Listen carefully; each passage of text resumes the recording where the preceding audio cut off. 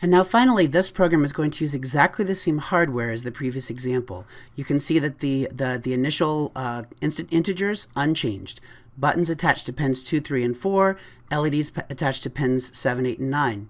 And the setup function is still unchanged as well. We're simply going to cause all the pins to be inputs, all the button pins to be inputs, all the LED pins to be outputs. But here we have that the loop program is different.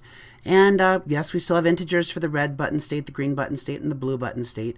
We're still going to digitally read them from the green button pin, the red button pin, the green button pin, and the blue button pin. But here comes the heart of it. Now instead of just having an if-then statement, we're going to have an if-then-else. So if the red button state is low, button is pressed, then write a high, a 1, out to the red LED pin. Else, otherwise, write a low. If the green button state is low, the button is pressed, then light the green LED, else, otherwise, don't light it, or turn it off, in fact.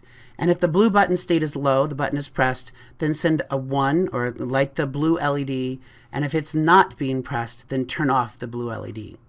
So what we see here is that not only do we have multiple if, then, else statements in this program, they're going to work one after another. Remembering that this main loop program is going to execute over and over and over again, what this really implies is that we can now turn on each of the 3 elements in the LED one at a time, or 2 at a time, or even all 3 at a time, and that's going to happen depending on which of the 3 buttons has been pressed.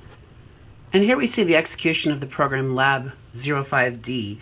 In this case, we've used if, then, else statements on each of these 3 switches. So that if I press the red button, I get the red LED to light. If I press the green button, I get the green LED. If I press the blue button, I get the blue LED. If I press 2 of them together, so I'll press red and blue, that should give me purple. Let's see, red and green will actually give me yellow. And blue and green gives me kind of a bluish green teal color. And then if I press all 3 of them, I get white. Now you might say that's a blue tinged white, and I would agree with you. The reason for that is because the blue LED is a little bit brighter than the red and the green LEDs.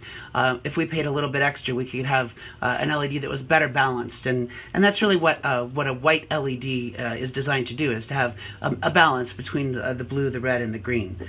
So what we have here is the ability now to generate any of 8 different colors, or 7 colors and totally off, and that depends on which of these buttons is being pressed.